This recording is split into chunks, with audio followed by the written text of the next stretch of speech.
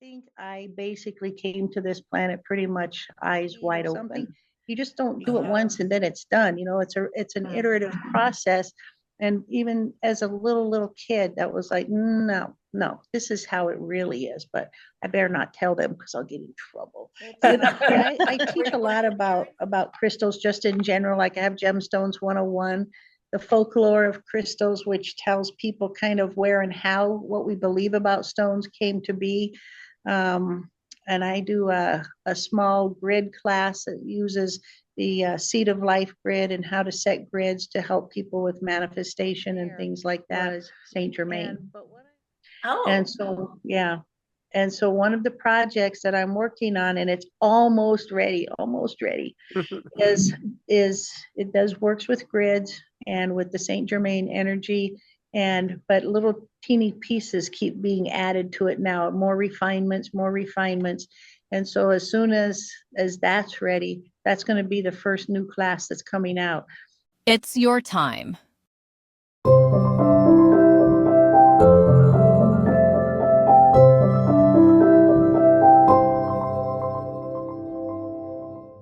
Hi, everyone. My name is Vicki, and it's your time. And over in this box over on that side is my lovely co-host, Dawna. Lovely. Wow. Thank you. You're lovely. Hello, everybody, and welcome to It's Your Time. And we have a special guest today.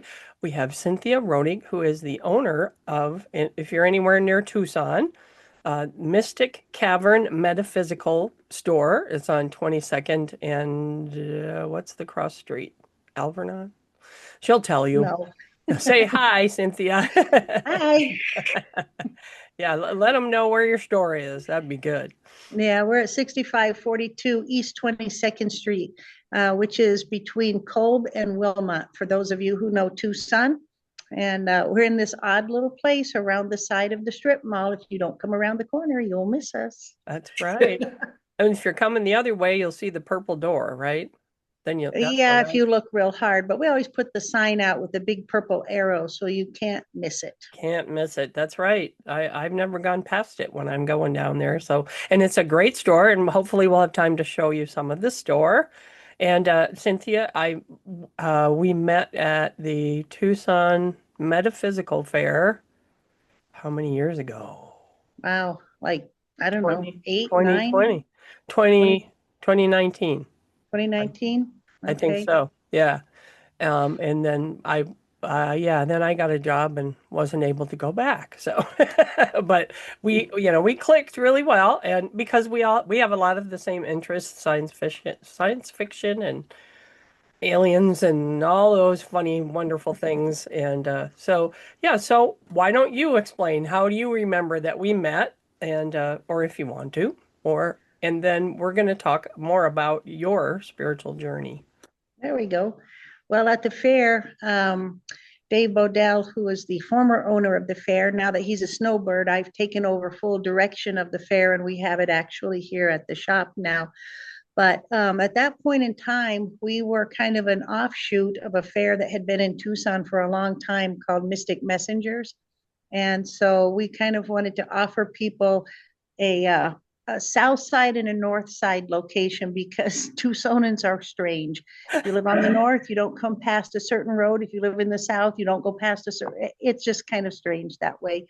So anyway, we started the fair up there, and for the first year or so, we had kind of a little bit of a transient population where people were like, hey, maybe this is new, maybe I will, as far as our readers go, we do have a core group, which is still, a lot of us actually have been together for over 20 years easily. But and so it was during the time where the fair was reestablishing and regrowing, and Donna walked in. And so since I like to be kind of the what do you call it, the what's that when you move into the new neighborhood, the greeting wagon, the welcome wagon. Yeah. So I always go over and see what everybody does, because since I at that point was mostly selling crystals and doing things like that, people often ask me, well, what does this person do? What does this person do? So I like to make sure I went around and got a reading and got a full understanding of what that person did and their processes. So she basically got interviewed on her first visit to the location. Yeah, that's right. I didn't really know what I did then. I just I read was gonna say, cards. Yep. what did you do? I just read cards. I said I'm a card reader. That's how I started out. I have my And you use regular playing cards. there, that was my sign. There you go. Dawna! Yep. Yeah, psychic medium readings with Cards, energy, and stones. stones. Open your channels to self-healing, clear negative energy, and revitalize. That's Woohoo! right. That was me. Yeah, that's it.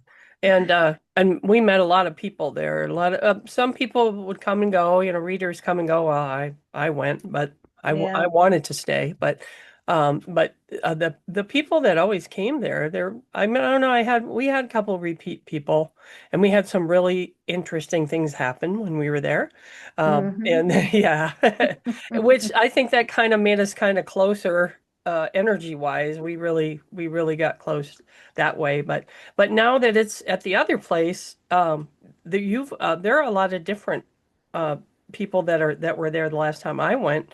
There were people that have they sell like art stickers and I don't know what you call anime things, and I mean, they were all different things. The readers Yeah. were all there, and the Reiki master was there, and Dave was there, and everybody was there. But then all these other new things. So, and Yeah, we have a lot of new people here.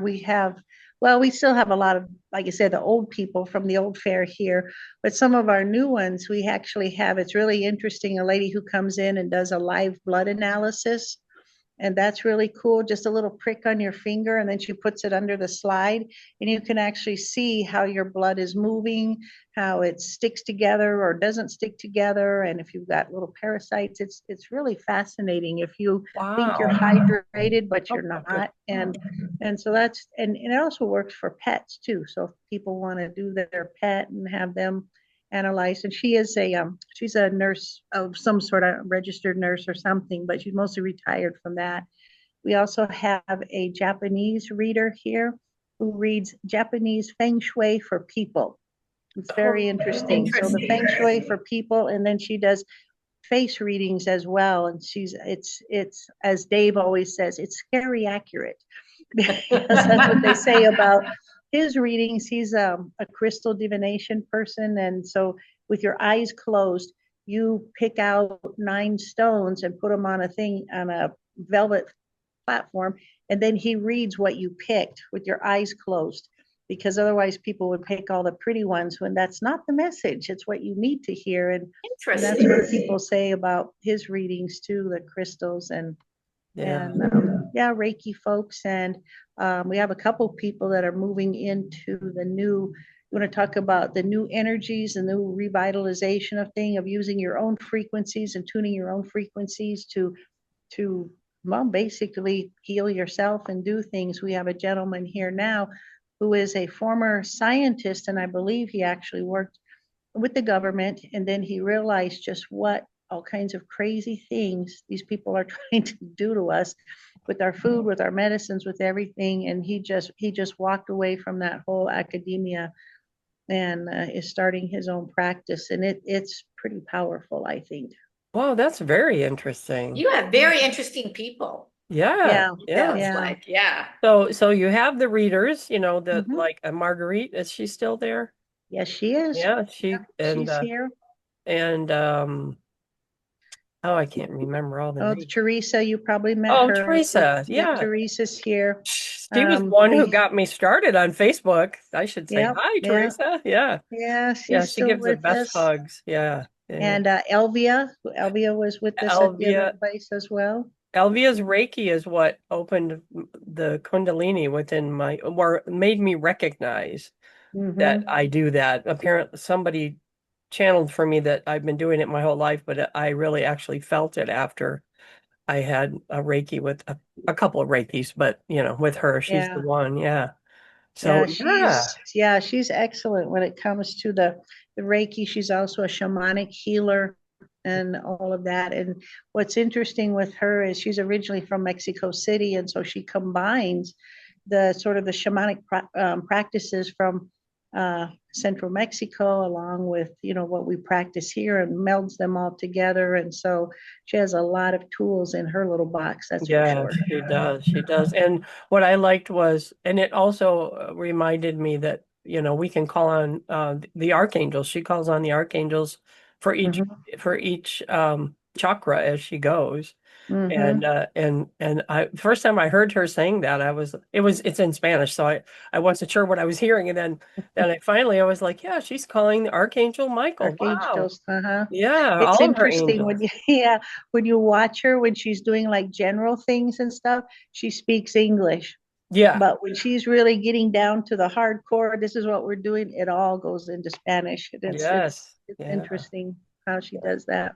Mhm. Everybody there is interesting. So yeah, so let's go into we'll show the store too, but at this point, let's can you explain your spiritual journey, or if you've had a spiritual awakening, or or what it is that you do? I didn't introduce her as a crystal or rock communicator, which to me, I'm one of those too, but you do it much more deeply than I do. So yeah, Yeah, me and I know it's funny. Everybody talks about having kind of an awakening and a kind of thing like this. And I'm not sure. Well, let's put it this way. If I've had the awakening, it has not been what everybody else experiences. And I think I basically came to this planet pretty much eyes wide open, Ah, because ever since I was a kid, and I remember back being 4 or 5 years old, just looking up at the stars at night, because in Tucson back in the 60s, when I was a kid, there was no light pollution like we have now. So you could see, like, I mean, everything in the sky. And it was fabulous. And sitting there, even at that age, I was always like, this is crazy. I hear all these adults saying that you only live once and this and that, and you're gonna, go to hell if you don't do it right and all this. And even at that young age, I'm like, no, no, no, no, that's not right. That is not right. There's too much to learn, too much to do, too many things that we need to know and experience and do this stuff. No, that's not right. We have to do this more than once, because uh, even when you're learning to do something, to do simple things like write or read or something, you just don't do it once and then it's done. It's an iterative process. And even as a little kid, that was like, no, no, this is how it really is. But I better not tell them, because I'll get in trouble. Were your parents at all spiritual or anything like that, or were they just like normal? Just Normal. normal. every day. Yeah. Everybody in the in the family is kind of normal. And one of the earliest stories that I can tell you of realizing that, no, I am not from around here, and I'm already must be connected, is, but we didn't use those terms as connected back then, but it was just a thing that sort of said, no, you're just different. So just be different, but know you are, and that's okay. Is one night I was about probably 4 at the most, and we had a house that had a covered patio, but then it had like a half round apron, and so I could ride my tricycle around and around really fast, right, if I wanted to. One night, I do not know what happened, but I got just furious at my folks. And so I went outside and I got on my tricycle and I went around, and then I looked up, always eyes drawn to the Pleiadian constellation. And I looked up and I said, why am I here? And when are you coming back? Wow. And that didn't get an answer. Went around again and around again. And then I looked up again. And what was this next thing I asked them? Oh, I guess that was, oh, shoot, I used to be able to say this like really fast. But anyway, it was 3 questions. And the final question was, and when are you coming back to get me? Oh, and the other question is, and who are those people in there? I don't even know them. Who are they in there? Wow. So that to me says, I can't even tell you when the knowing came. And then It sounds always, like you've always been awakened. mhm, Yeah. yeah. I And don't so think I then, ever knew that. I wish I'd have known that about you. I would have had That's so why many we have a questions. podcast. Yeah, right. Find these Thank things out. I know it's kind of a crazy thing, but yeah, I was really little. And then fast forward many years until I was doing the fairs with the oh, what do you call it? The Mystic Messengers with Patricia Kirkman, who's a very well-known numerologist. Anyway, she ran this fair. And so a friend of mine had passed away, and I wanted to go talk to her. So we had a lady who was a medium, and she was very good. And she was another one that in her time had been like on radio shows and TV or things like that. And she's since passed away. And so I sat down in front of her, and she started going like this. And I thought, oh, good.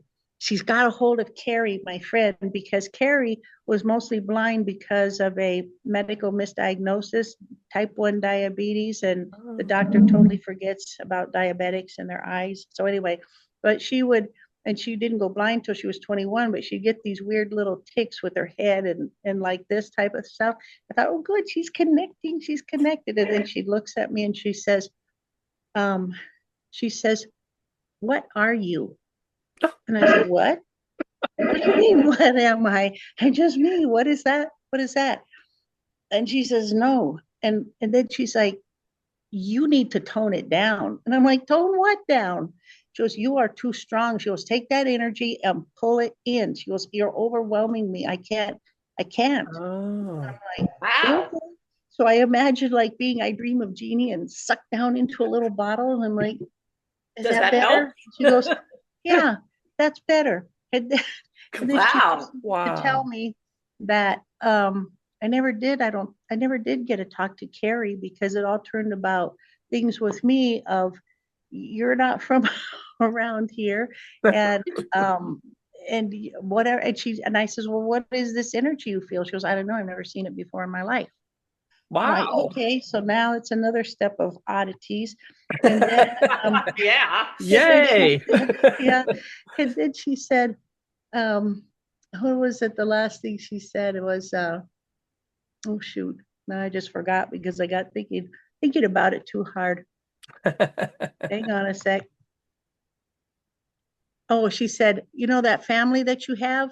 They're not yours. And I said, well, I knew that since Yeah. I said, I don't even know where mine is, but they said, yeah, it's not yours. And I've had so many experiences like that with other readers telling me, you're just not from this neighborhood. And then 2 summers ago, I listened a lot when I was sort of, I would say, like transitioning, if you wanted to call this an awakening, was looking for something that would give some answers about life, universe, and everything. And I sat down at the computer and I already knew about, the Seth stuff and all these other readers and things like that. And I literally sat down at the computer and I said, I want you to, and this was like before AI or anything, you just throw random stuff on the search. I said, I need a reader or a person like Seth or something like this. I need to know something, but I need to get this restarted. And I typed this in, however I worded it. And the thing that came back was Lee Carroll and a cryon Yeah. down things.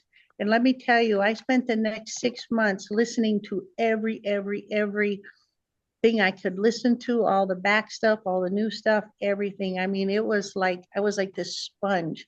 And while I have a hard time just sitting and listening. So I'm making like lots of jewelry out of stone and things like this. So I'm listening to it in between, like totally purging all of these emotional things, these attachments and these things and all this stuff.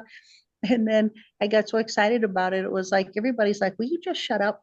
We're not interested. Okay, fine. You're not interested. Aw, I would have been if I'd have been there. Not a lot of people are. Yeah, I know. that's too bad. But what was interesting is, if you want to call it like a shift, but then after I started integrating a lot of these lessons and understanding and opening a broader picture of what we're really here and what's all going on, it was so amazing because then they were like, how come you're different from before? Yeah, remember that thing you didn't want to know about? So, but then 2 years ago, they said because Lee's getting up there in age, and so they decided 2 years ago that that would be their last time at the Hot Springs, Arkansas, where all the quartz and where the crystal node is. And I said, oh boy, I've got to go to this one because yes, I am the crystal person, and I'll tell you that story in just a second.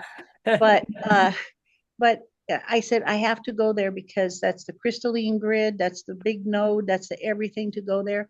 And so we're sitting there, and Anders Holt is, I don't know if you guys know who he is, but he does like this voice toning, and his wife does like a little like keyboard, just tones underneath. And if you've never listened to him, it just gives you chills. He's from Denmark.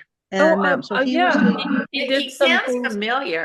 He did some things with John Stewart Reed. Yes, I know who he is. Yeah. Yeah. And so the song that he was singing was the Prayer to the Pleiadians, and it was going to be our meditation song.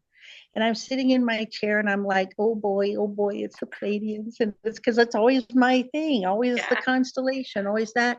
And suddenly I am not in my chair anymore. I am standing on one of those planets. Mm-hmm. And what was interesting, it was when I like opened my eyes up there, everything was in shades of pink. The air seemed pink, the sky was pink, the ground seemed pink, everything was pink. And then I like felt like I wasn't alone, and I just kind of look around and I'm like, boy, everybody's really tall. And I look up and I'm encircled with beings in deep rose colored robes with the cowl over, so you couldn't really see a face, but you could see, like a human image standing there. But I didn't feel afraid or anything. And I'm like, why are they so tall? And then I looked down at myself and I'm like, why am I so short? and I was basically back being 4 or 5 years old with little pigtails, a little pinafore dress, barefoot, the whole thing. And I'm like, wait a minute, what? And so, but I was just like, okay, this is interesting. And then I heard a voice that said, you've come here to create. We go create. And then the ring opened. And when the ring opened, what I saw was green grass, blue sky to the horizon. That was it.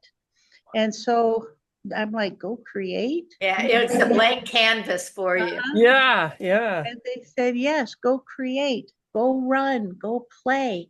And I felt a hand on my back. Go on, go run, go play, go create. Well, I'm an asthmatic, and when everybody tells me go run, well, let me tell you, I ran.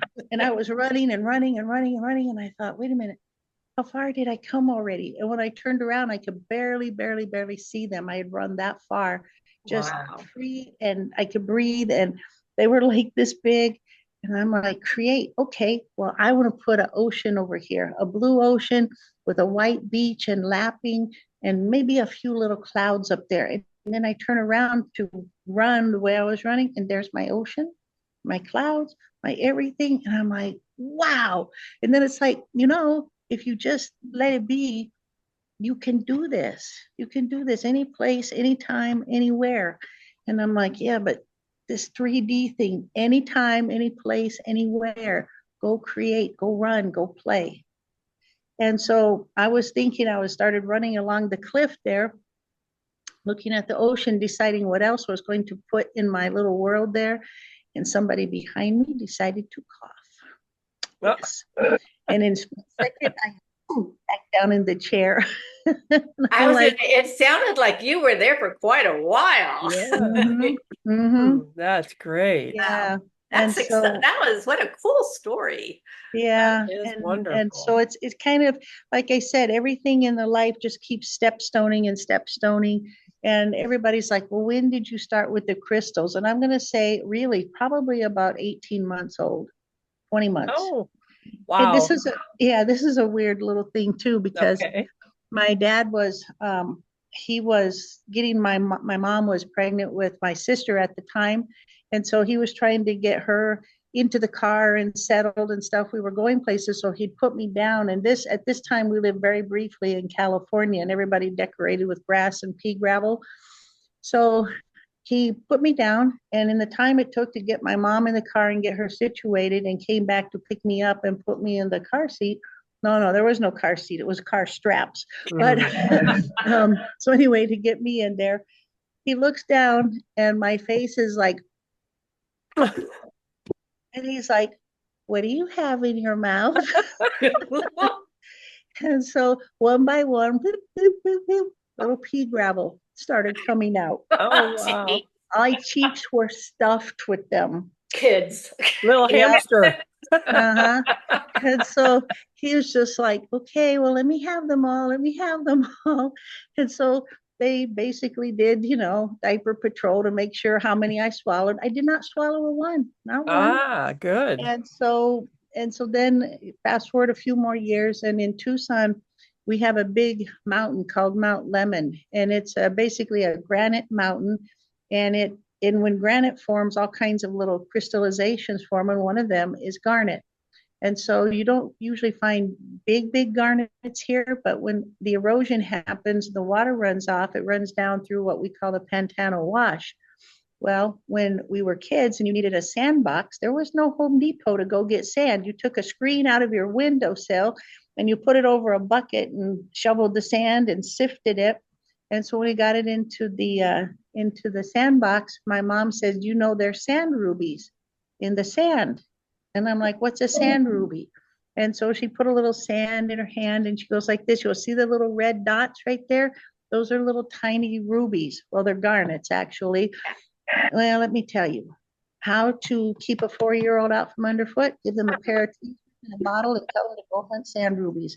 Hours in the sandbox. And hours. Mhm. Looking through sand. Yeah. Wow. So me and the Stones, we go back a long way. Yeah. And they never liked doing gem and mineral show or anything. And of course, back in the day, you could just drop me off because nobody else liked the Stones.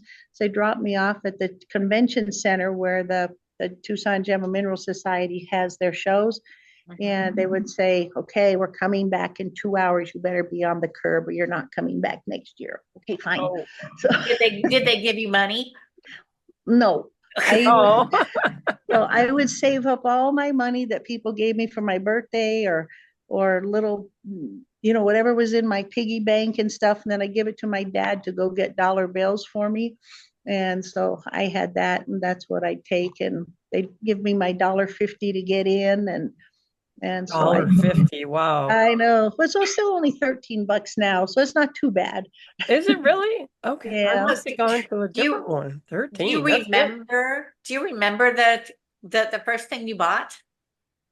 I believe, yes. I believe it was this piece of fluorite that I still have.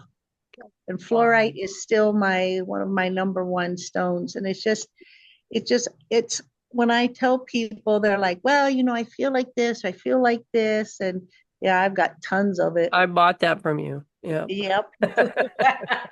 And I tell everybody, I said that the fluorite is one of those stones I call it my ubiquitous stone for everything and anything, because I call it the vitamin stone, the all-in-one stone. It kind of just cures what ails you. And that's always been something that I've had in mind for years and years and years, because fluorite, when it's on its own, is perfectly clear like a quartz. It has no color. But it's all the impurities and all the different things that flow into the solution when the stone is being formed and hardened and this and that.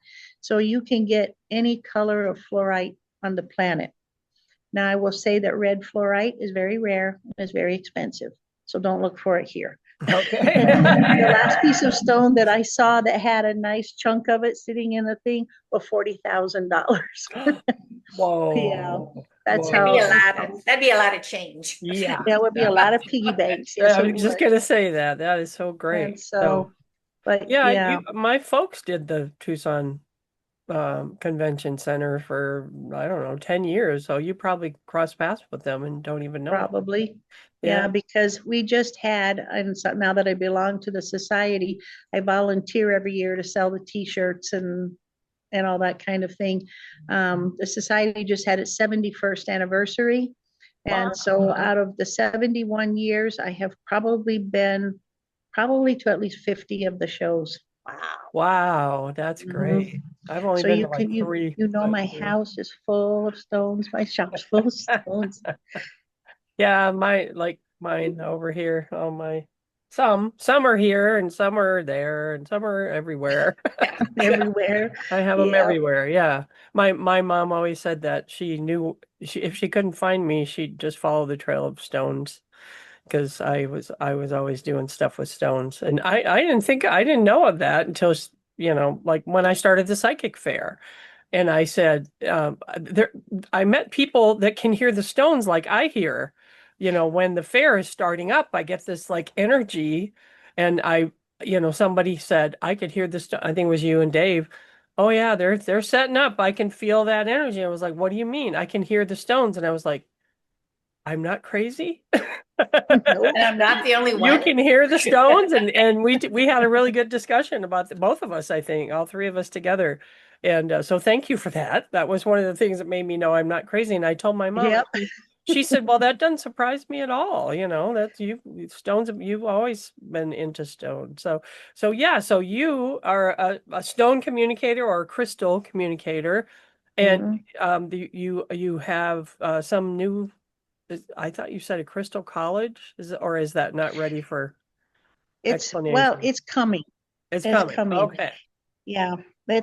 I teach a lot about crystals just in general. Like I have Gemstones 101, the folklore of crystals, which tells people kind of where and how what we believe about stones came to be.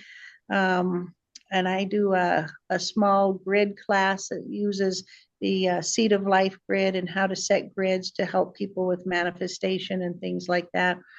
But what I'm going into now is the result of a a download and a whole bunch of messages during the very, very first broadcast of Lee Carroll and what they called the Green Mist. And the Green Mist was a new show that they had, and they brought in like 7 angelic beings or 7 beings. And it was during that initial broadcast that I got downloaded messages from 4 of them there. Oh, yay. All Mhm. right. And so it was the one that was interesting was Raphael was the one of the archangels that came on that episode. And that's a whole nother story. But one night, Raphael did actually come and heal something that I just could not deal with. I don't know why, because, well, a lot of the whole thing is why emotions affect our energetic body wasn't really a thing then.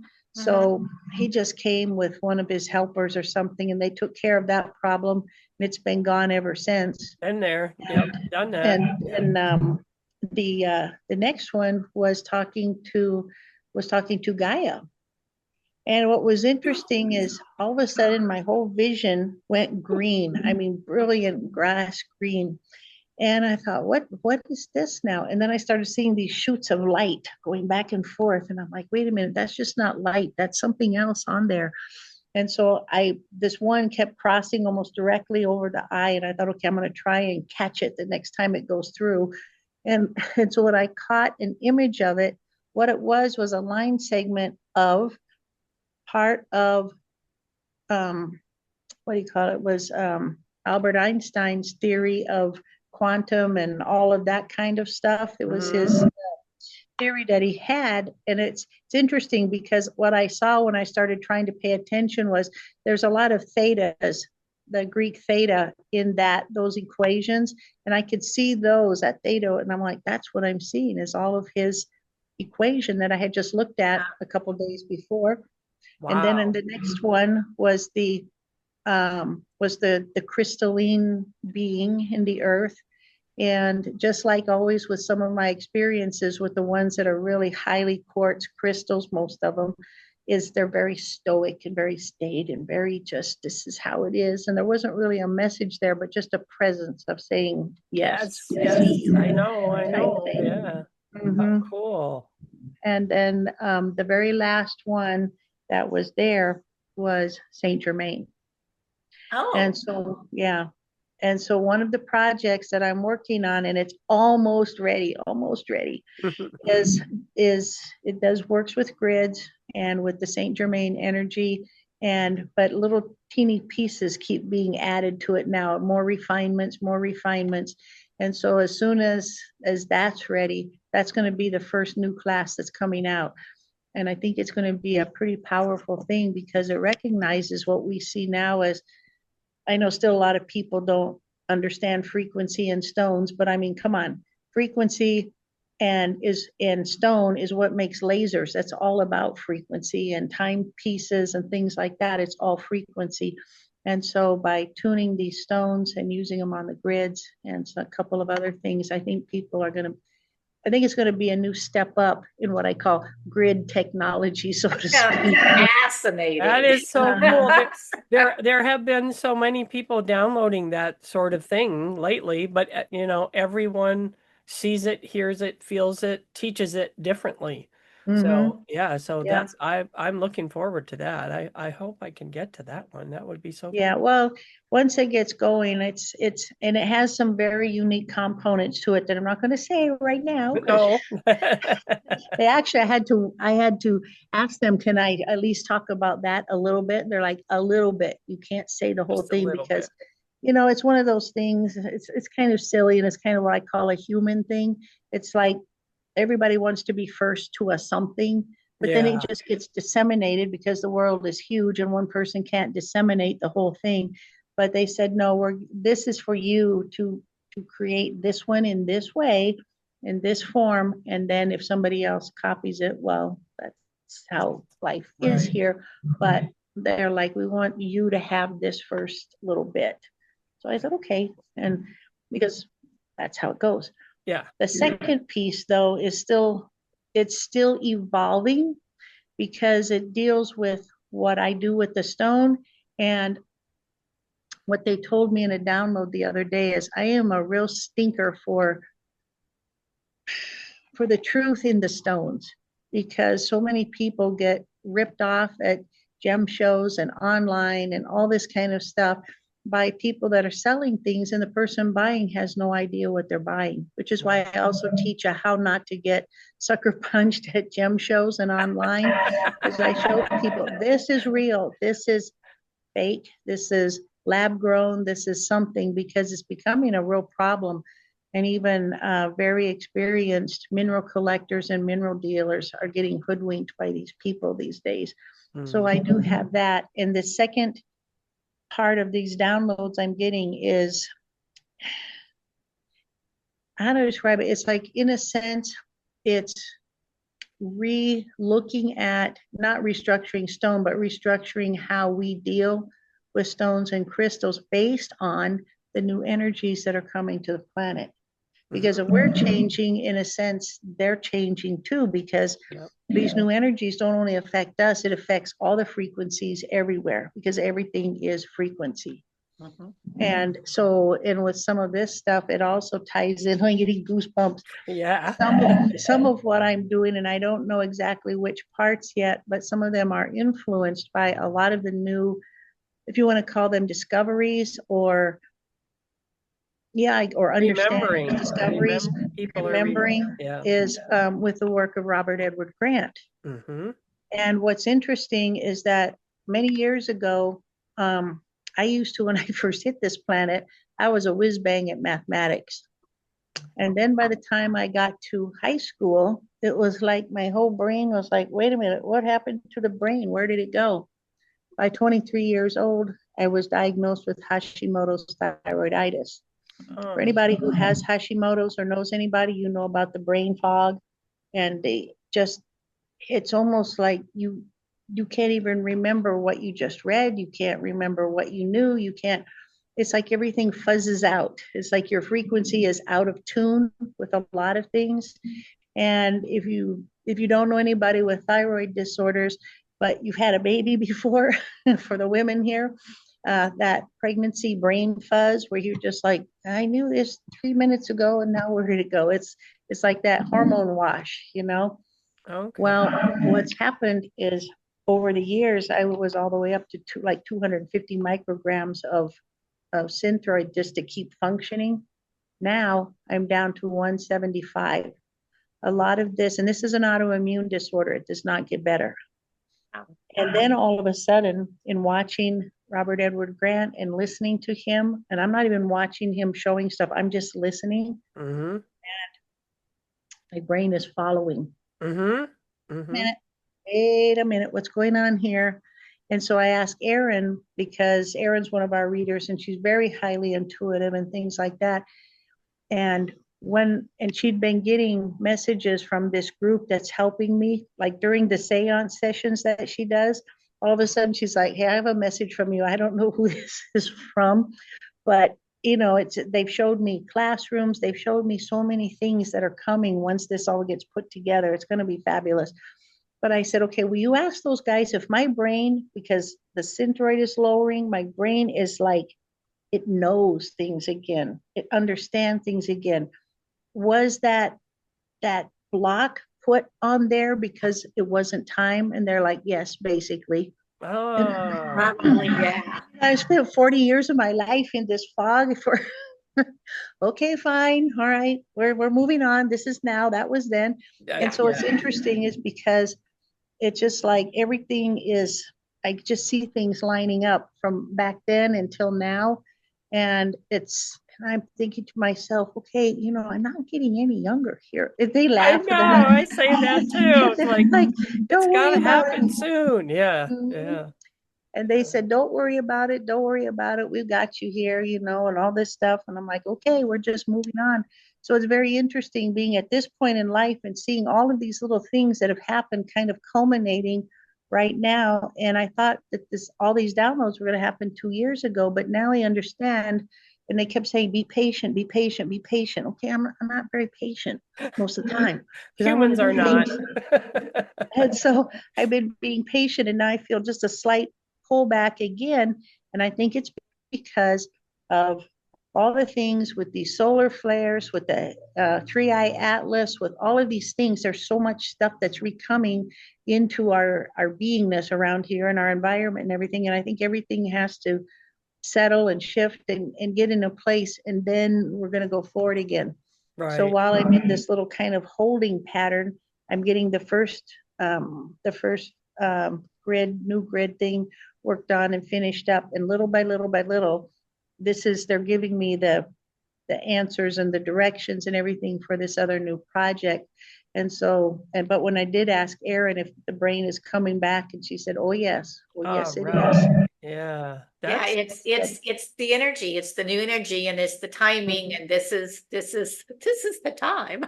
It's our time. Yeah, and I'm thinking, well, it had to be, because if the brain would have continued on the path that it was when I was 18 to like 24, it wouldn't have been the right time, because the openness of the community and the openness of the world wasn't there to really accept Right. what this energy and what this project is.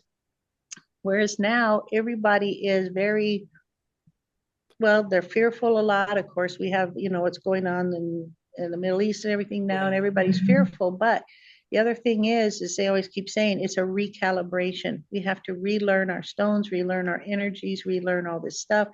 And I said, but these are so basic classes. And they're like, yes, but people don't know these things because they weren't paying attention. And now it's going to take them one step further to realizing that, we are all one thing. As Cryon used to say, we're all in the soup together. We're all one thing. And so I think these stones gives people a way that don't really react with the natural world very much. The stones give them that opportunity to sort of feel those energies and things like that. At least that's what I hope. That's what I see in the shop. That sounds so it's fascinating. I can't wait. This is so exciting. It does sound really, really cool. Yeah. Yeah. So it's going to be, like I said, it'll be part of like I said, things based on, Robert J. Gifford. He was the guy that did a lot of the newer stone energies and things like that. But then he's a whole nother story. Okay. But unfortunately, he passed away about a year ago. Oh, And his last stone lessons and things were done in 2015. And while those things are foundational, I know there's more now coming. And that's where I think that this is what's coming to me, is this recalibration of how the stones are working and how they're going to work with people moving forward. And wow. they say Wow. the patience is, you can't, if you do it too fast, you're going to miss something, and then you're going to have to go back and start all over again. Oh, wow. Well, no, Yeah, we don't want that. yeah, that's one thing when you're creating something new, it always continues to evolve, you know. Mhm. Yeah, Yeah. that's what the Saint Germain project is. And it's like, I'm not even the one evolving it, because they told me this was going to be here. They're very, very strict rules about it. You Mm. cannot, and I'm like, fine, fine. And then all of a sudden from this side, I hear, oh yeah, and by the way, add this. Oh yeah, and by the way, add this. Okay. Yeah. Yeah. So it's, Yep. That's yeah, great. and so now I have one. So I'll see if you guys know the answer to this, because I'm still looking for it. So I know that energies are shifting and things are shifting, because all the dream patterns are very bizarre and very strange from what they used to be. And so the last part of this dream was that I was going to a school to show kids geology lessons. Was going to take them rocks and tell them how they were made and this and that, and then do the whole thing. It was a school back east somewhere, because it was like one of those old brownstone schools on a grassy slope, certainly not here in Arizona, Oh, and it started to rain. And so the people that were with me took all the stones back under the ramada, because we kind of had them set out on the grass. So they took all the stones, but the teachers are like, come with us, come with us. So I did. And I went into their teacher lounge. And in the corner is this guy. I don't even know who he was. He was sitting at like this roll top desk. He had on like a Harlequin suit and a mask. And he was sitting there with his little wand. And he's like, I'm the wizard. I'm the magician. I'm the this. I'm the that. And all the teachers, I'm like, what is this guy? And they're all just rolling their eyes at him and just saying, just ignore him, just ignore him. But I was like, this is so weird. Are you the principal or something? they're like, they're like, just ignore him. And so as I'm watching, one of the ladies pulls out like this little quilt, all colors, sets it on a table and puts stones around it. And some of the stones are kind of squarish, and then some ones that have no shape, and then some round balls. And a couple of the balls kept trying to rise up off of this quilted square thing, and she kept pushing them down. Stay there, stay there, stay there. And then she's looking at the colors and how she put the stones on here. And then all of a sudden she takes this deep breath and she grabs up one of the square stones. And I don't know how this works, because all those stones were not magnetic. And she's going around and she's stamping, and she builds this tower of all the colors of these square stones. And I'm like, and my mind is going, how are those things even sticking together? That's not right. Like this, like I said, rules and stones and me. And she looks up to all the other teachers and she says, she belongs to the 13th line.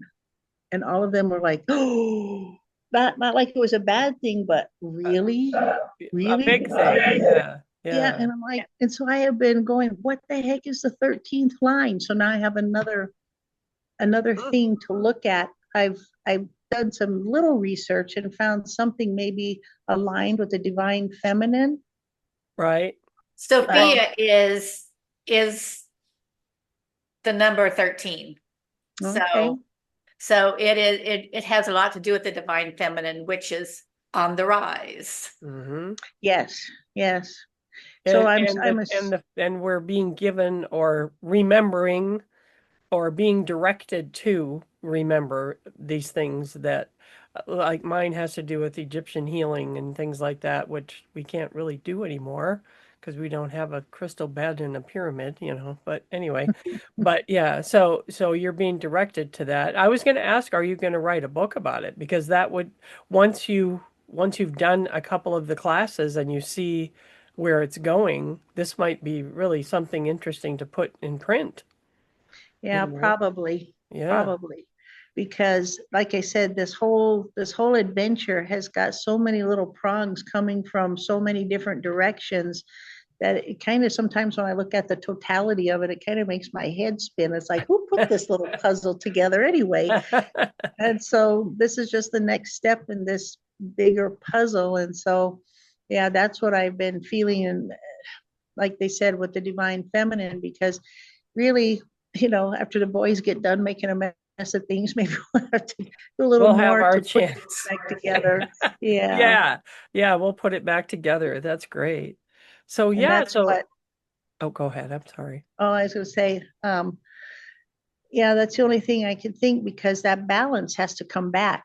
I Mhm. mean, and it's not balanced yet. We're not balanced. I mean, this is a whole thing, is I think is whole fifth dimension and all this kind of stuff, is that working on this balance, is how we fit in with our own natural world, how we fit together, and that masculine feminine is still not balanced.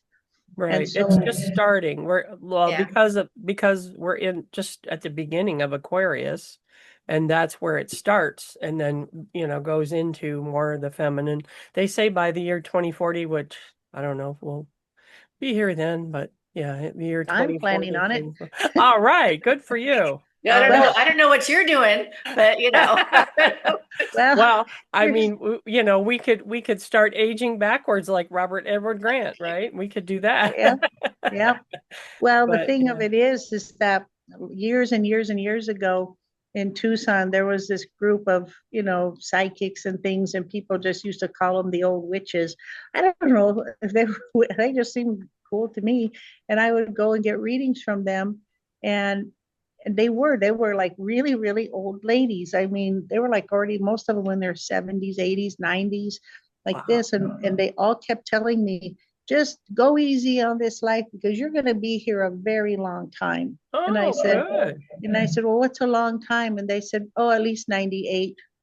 And I'm like, really? I said, well, that's okay, as long as I can move and I have my mind and I have this. And they're like, you're going to have everything. Don't even worry about it. You're basically going to say one day, okay, I've done my mission. I'm done. And I'm just going to go to sleep now. Oh, wow. How nice. And That's I'm like, good to know. Yeah. And I had like 3 of them tell me that over the course of the time that I would see, different ones. And I was like, okay. Well, And then my friend Carrie from the other side, she came through finally on one of Erin's seances a couple months ago. And she just laughed, and she says, 98. She goes, who are you kidding? You're going to add another at least 40 years to that. I'm like, what? What? Wow. Well, it was always, it's like all of us older people, it's like we're all like coming into something now. It's like, and are we too old? But no, the answer is no. No. We have the wisdom, and that's what we're here for. Right. We had to gain our wisdom, and we all of these things happen as they should, So yeah, so I don't know if you're able to move around, and if you want to show anything within the store for, I mean, anybody. We probably have other people that may be visiting Tucson at some other time. This is for, I mean, obviously just for Tucsonans pretty much, but if you wanted to walk around and show parts of the store. Well, I might come down and visit someday. Oh, okay, good. Down and visit. Well, how about I say, if we have time, I'll tell you just one more quick story about the shop.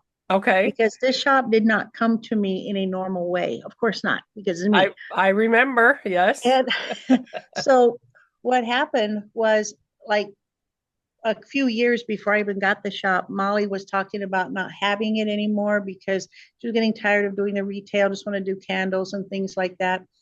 And so I said, she goes, Shida, but I'm not sure what to do with it. Maybe I'll just close it. And immediately I was like, no, you can't close the store. So many people come here and this and that, and so many things were happening out there. I said, no, you can't do that. You can't do that. So fast forward about 3 or 4 years.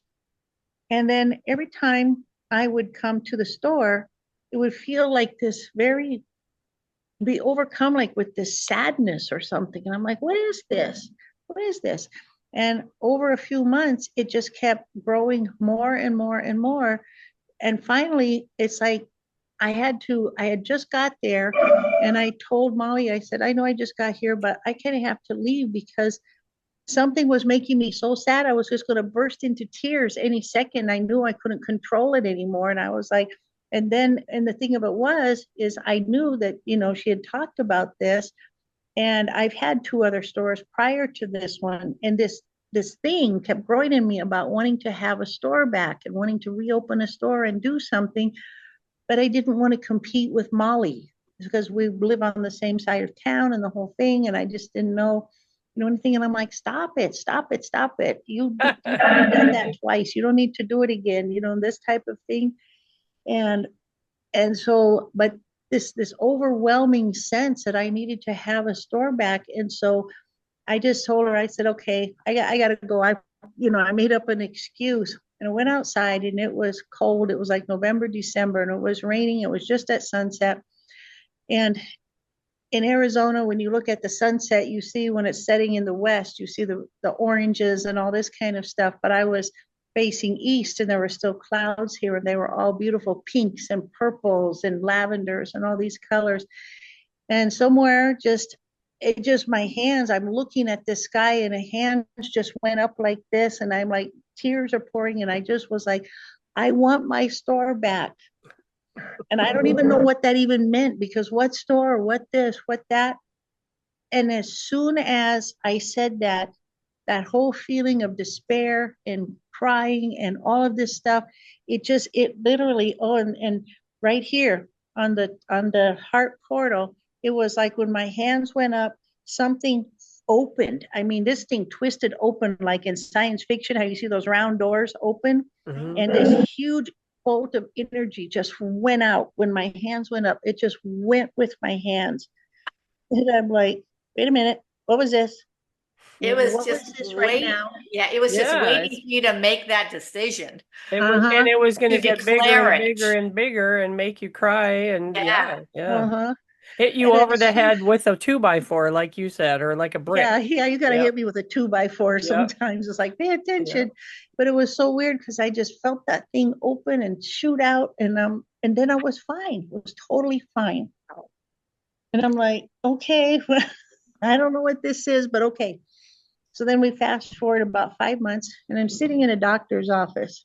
And when you're in the doctor's office, they have those suppression things where you can't get signals on your cell phone and stuff. All of a sudden, my cell phone went off in the exam room, and that's where they really suppress any phone. And I'm like, how did my phone go off in here? So I look at the phone, and it's Molly, and she's like, I need to see you today. Can you please come over? And I said, and it was Thursday. And I'm like, okay, I guess as soon as I get done with the doctor and go to the bank, I guess I'll come over, just wait for me. And so I go over finally, and because she's like, and she goes, no, I really need to talk to you today, not tomorrow, not Saturday, today. Okay. So I came over, and so I'm waiting, and there's people in the store. And then I realized it, and I kind of like lipped to her, like, what? Like, she's like, and then she kind of says, wait till they go, because some of them knew both of us. And she says, wait. And so I said, okay, so we wait. And then she turns around and she says, I've decided that I cannot do this store anymore. I just want to do candles and the incense and do that. I don't want to do the retail. She goes, if you want it, the store is yours. And I'm like, what? I didn't know she gave that to you. I knew some of the story, but not this. Wow. Yeah, I remember we did a reading on Facebook, and you said you were trying to make a decision. And I looked at your cards and said, well, whatever it is, everything looks good. And then the next thing you know, you said, yeah. So what we did is we basically traded places, because I was a vendor to her, and now she's a vendor to me. Okay. And so it works. And so we have our percentages and all of our stuff. So she's still good and I'm good. And so, and then what the weirdest thing was, is she's like, the weird thing is, she says, I don't know why it had to be today. Why today you had to come? She goes, you absolutely had to come today so we could talk about this. And I said, that's because you forgot what I told you last week. I said, today is my birthday. And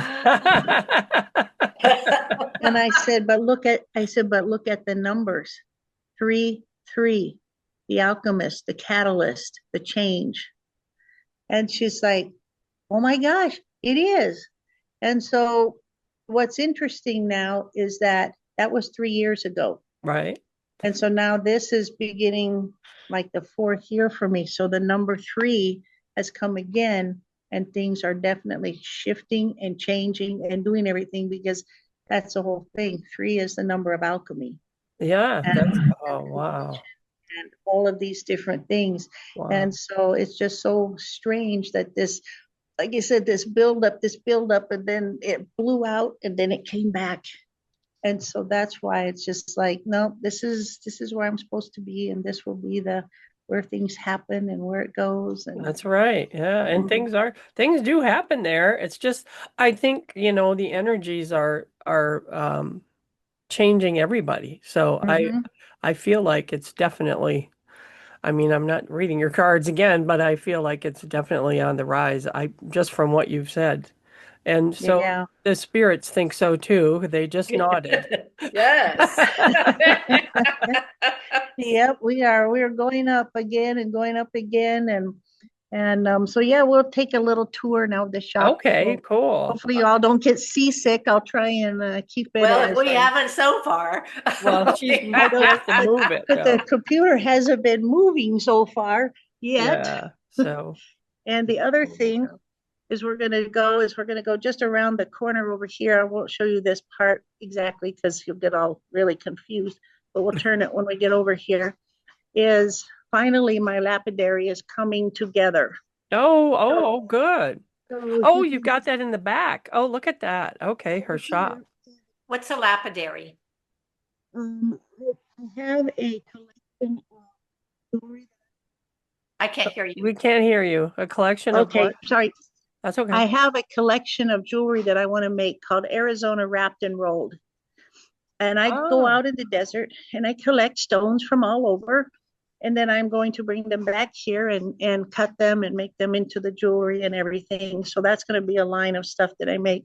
But I also get stone from lots of other places too, to cut and polish and do things. And the reason why for some of these stones is based on Robert J. Gifford's or Gilbert's stuff is the type of stone. And that's also going to, because these stones are literally some of the stones that are working in the new age stuff. So of now, not the other new age stuff. And Right. so these stones need to be prepared for the students. And so we'll be doing that too. So I'm just going to walk around a little bit since you can't hear me when I turn the computer around. So we'll just take a little visual tour here. Okay, that's coming out of the back where they do the get-togethers and the stores and stuff. Yeah. And that's the inside of the front desk and jewelry, and I think there's to the left. Oh, they moved, they changed it. Okay, haven't seen that yet. Yeah, and then turn back around to where the door where she was. So that's just the first room, and that's like behind the desk. So then she's gonna, and oh, now you have some really swanky jewelry in there. Yes, we do. And I'm going to turn this around. Everybody wants moldavite. So we have moldavite in jewelry, which interesting. Yeah, nice. Is there. And then over and this here, is the main big room that you walk into from the purple door. What is that? Selenite. They have a lot of selenite. And amethyst, it looks like. All kinds of rocks. Look at that. Okay, then we're back. That's back to the desk. So, there's the door. You just went past the door. So that's like the main door to the left of where she is. And then all of that is rocks. I bought tons of rocks there. I think you moved some stuff around. So, and then the candles. Yes, we moved quite a few things around. We also have in here too. And this is, I can't see, books. My book is going to be there eventually. The books that she sells. And then the grid work things. Is that what that is? Oh, and bells. The bells, like. Yeah, bells. Like my bell back here. Yeah. Yeah, it's hard. I can't tell how I'm aiming this. Hopefully you're seeing I'm seeing it. And then the candles, that's all of Molly's stuff. The candles and the incense. She makes her own incense and like the cones. She Oh, makes the little cones and she makes well, I don't have those here. They're under I'd have to move the computer to get to them, but she makes the long sticks too. And candles. I have a couple of her candles. And And then yeah, the magic garden and all the herbs and things. oh, cool. Yeah. Wow. Yeah, there's a yeah, lot. we have about 94 different herbs on these racks here. And all of these candles are, like you said, all Molly makes all of them, and we have special ones for things here. And there's some of them are specifically for certain ceremonies and things like that. I And just got then a lot of different stuff. yeah. Yeah, we try and have things for everybody. And so here's some of the newer gem show things in incense holders. Oh, nice. Wow. Very nice.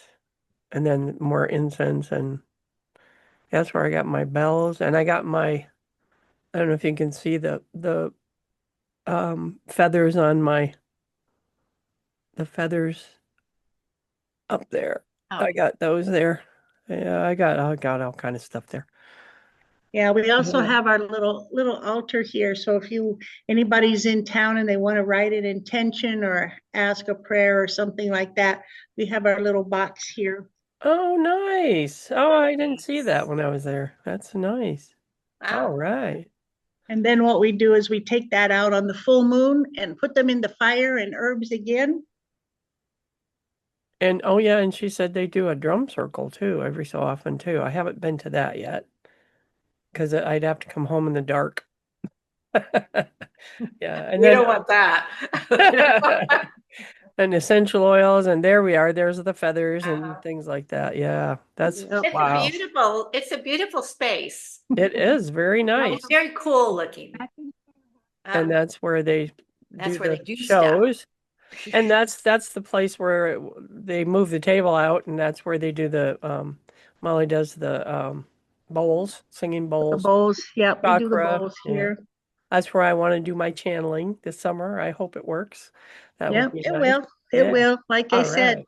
this is the number of the alchemy, number 3. So I think everything is going to be really looking up around Yes. here for Yeah. lots of new things. A lot of the new, like you said, a lot of the new teachers and readers coming in, they're very much aligned with the new energies of frequencies and energy work and things like that. But we have a lot of work ahead of us because we all need to be retrained into this and realize that all of these things come from our own inside and we can do it all. We don't have to rely on, you know, these external forces for what we need because it's already packed in here. We just have to get it and bring it out. Yeah, we just Pull it gotta get out. to it. And let it out. Let it out. Yeah, That's that's it. right. What a beautiful story. I knew part of that story. I didn't know that you did that to the clouds. That's I very know shamanic. it was almost like this magnetic thing because it was I've never felt that way before ever in my life when I was just like to the end of the end. I couldn't understand. It was almost like when that energy door opened, it kind of like just drug the hands right up with it. Right. And then the words came out and I'm like, why did I just say that? And then I'm like, what is this? You were under a spell. I was. And the thing of it is that when it rains in Arizona in the wintertime and the clouds look like that and the sky looked the way it was, I mean, that's nothing short of magical too. Oh, It's I just agree. I with agree. that orangey pink on the, in the western horizon and then on the east where all the purples and that it was just and it was cool and it was the air just felt clean and everything just felt brand new because sometimes it feels that way here because it doesn't rain very often and so when it does and especially like that the winter rains they're just soft and come down and that you just feel everything has been like washed and put back in place. Yep. Just so cleansing. It Yeah. is. It is really. And the mountains in Tucson are I don't know how. I know I see the mountains around Phoenix, but I don't know that they're the way they are here. There's like 4 different names for all the mountains around here, 4 different types of rock Mhm. that are here. So to me as a shaman, that's definitely, people say, what is it about the energy of Tucson? I say it's the mountains and the rock that you're standing on, the ground that you're speaking with as you walk on it, you know. Mhm. And so yeah, that's Arizona. It's fabulous. So I am so glad that you could tell all these stories. I didn't know that story. That's another good one to add to my. I know this lady that did the, you know. So Does these things. I have a question. Did you say that you had written books? Yes, not on stones. What books have you written? On Just stone, like curious. Yeah. No, I write under the pen name of C.A. Morgan, and what I write is sword and sorcery fantasy. Really? Mm-hmm. C.A. Morgan. C.A. Morgan. Now there's 2 C.A. Morgans apparently on Amazon, and the other one, if you find that they're literary fiction, that's not me. Okay. Oh, Interesting. So Cool. oh, yeah, it's so I have several uh different World Series. Well, they're not total series yet because they're still under construction, but I've written for gaming systems, you know, like you've heard of Dungeons and Dragons. Well, Uh-huh. back in the day, it was called Swashbuckling Adventures, and so I've written quite a few things in the you know, the dungeon masters have their guides. Well, this is like the player's guide for the guy that's running the show type thing. So I've written for them. I'm in numerous anthologies, and I'm also working on a military science fiction book and Oh boy. steampunk. UFOs. I can feel them coming. Yeah, yeah, we didn't even get into that, did we? Or, yeah. I mean that's a whole different thing. And yeah, steampunk, I write that too because it's interesting to take the technology, and it's interesting how much technology there actually was in the Victorian era, and then expounding on that, and of course adding the magic and mystery to it as well. And so I'm actually going to Florida next month with to stay with a friend of mine, and he and I always have these writers retreats. We there for a while. We tried to do it every year, just the 2 of us, and it's so weird sitting at this big long table, and we're both like quiet as little mice, and the keyboards are going. So yeah, he's editing or reading or editing one of the books that I want to get out in the next month or so. So oh, good. All yeah, so right. I write a lot of things, and then by trade I was a technical editor in the semiconductor business. So science and technology and all of that kind of thing is kind of in my wheelhouse. That's You have right. you have quite a foundation for Quite, lots of yeah, different Yes. quite modalities. a Yeah. larder too. Yeah. And the As spirits told me about the stones and the stone project coming up, they're saying because of that attention to detail and that insistence that everything be correct and as it really is one of the reasons why they picked me to do this second part of this project, is because they know that I'm not going to be taking flights of fantasy that people take when they talk about stones. It's like, no, this is the recalibration of what the new energies and how we relate with the stone energies for the new time. That's good. That's a very good way to put it. So, and I know you're part of the Tucson SciFi Writers. Is it an association? Writers It's just Club? a meetup group. A meetup group? Tucson Yeah. Fantasy and Science Fiction That's Writers it. Group. Fantasy and science Mhm. fiction. That's it. Yeah, every Yeah. other Tuesday we meet here, and people bring their computers and we write, and it's kind of the writing part of it. It's like everybody be quiet unless you have a question to ask or you want to read a little piece for ideas. And then on the opposite Thursday, we meet over at IHOP on Grant Road, and that's like the chitter chatter place. Did you see this movie? Did you read this book? Did you? Those are the Yeah. fun ones. Yeah. So anybody is welcome to come to that. You'll find us on Meetup and on Facebook. And we had a really, really, really dynamic group. We put together an anthology and started on a second one, and then COVID happened, and kind of messed it all up. Oh, no. Oh, well, you can always go back to it, right? We're trying, we're Yeah. trying. That's why we're reinstigated coming here and then going to the IHOP again. But you know, when people learn that they could spend 24 hours a day at their jammies, it's really hard to get them out of the house again. I know. It is. It's hard to get people to get out. I understand. Well, you could do it Zoom. You could do a Zoom, right? We Yeah, well, tried you know, that. We tried that once, and what happened? Oh my gosh, it was so awful.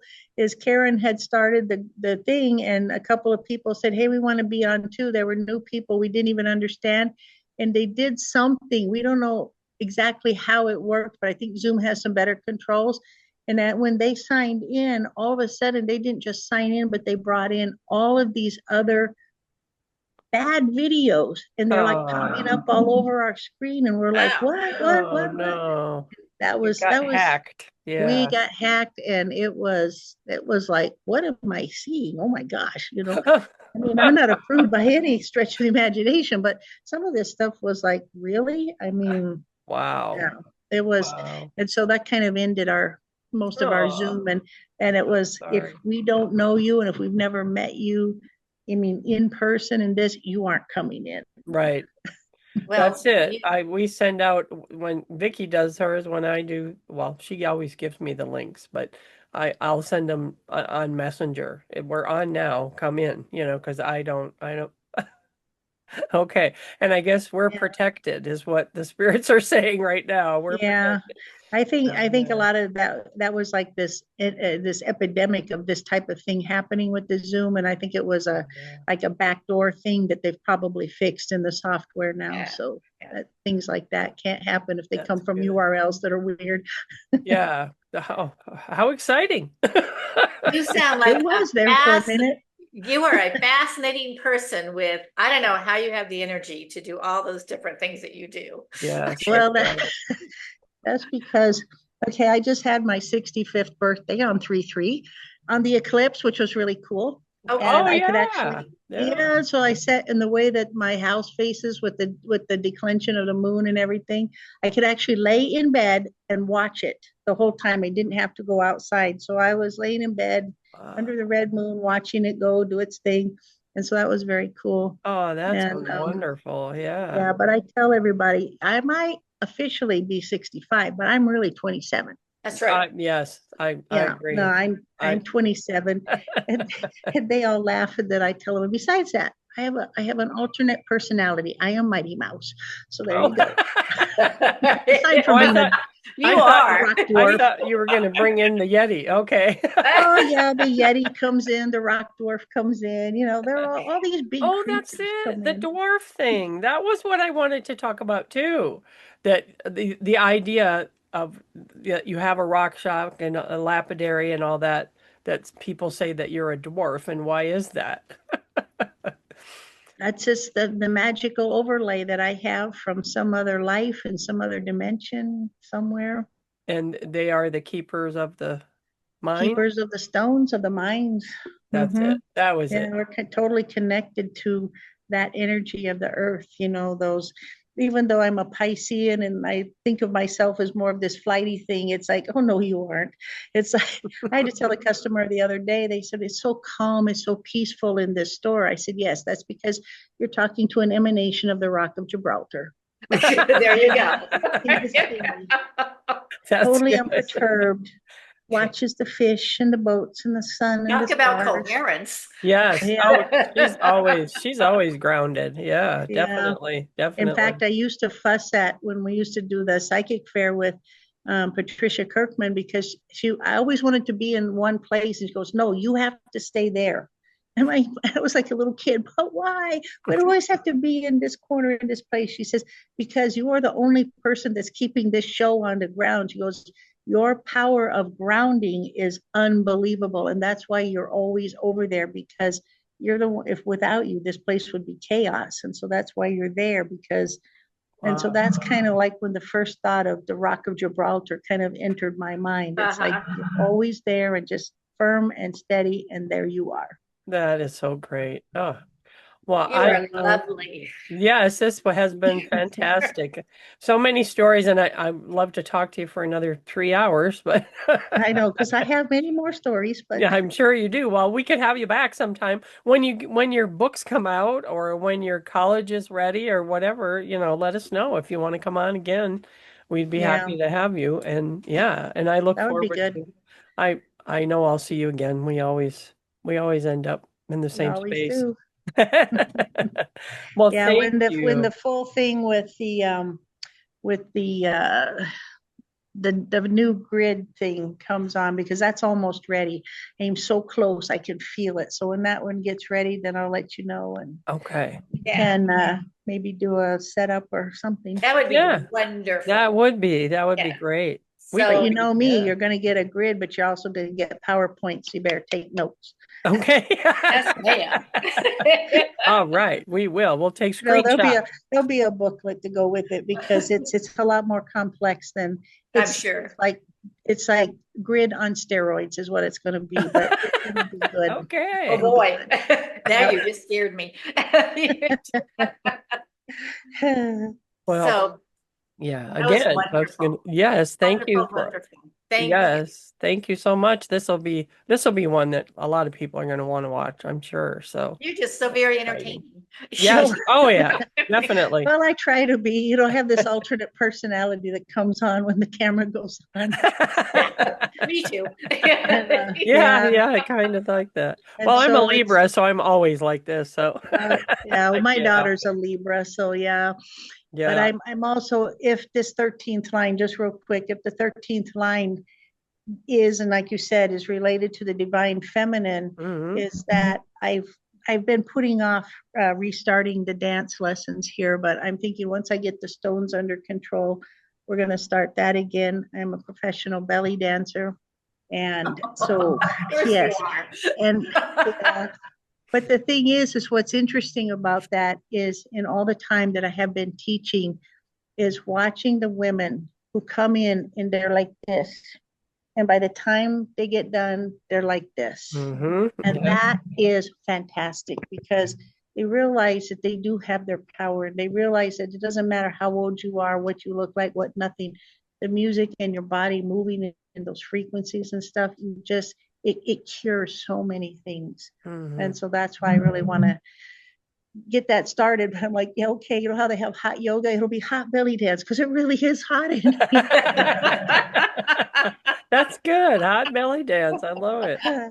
So Yeah. anyway, It's but a that's a secret. Okay. tale for another day. Yeah. Yeah, I'm sure we will next time. So thank you so much. And I know we'll have you back on again. And I'm so glad you were here for It's Your Time. And everyone, uh, I hope you enjoy this as much as we did. It was so great. Make sure that you subscribe, like, share. And it only takes a second to And subscribe. go visit Tucson on 22nd Avenue.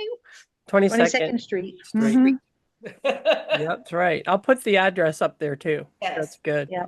Okay, cool. All right. Thank you, Cynthia. Thank you. Thank And you. Bye, Thanks for guys. joining me. Bye, Bye everybody. bye.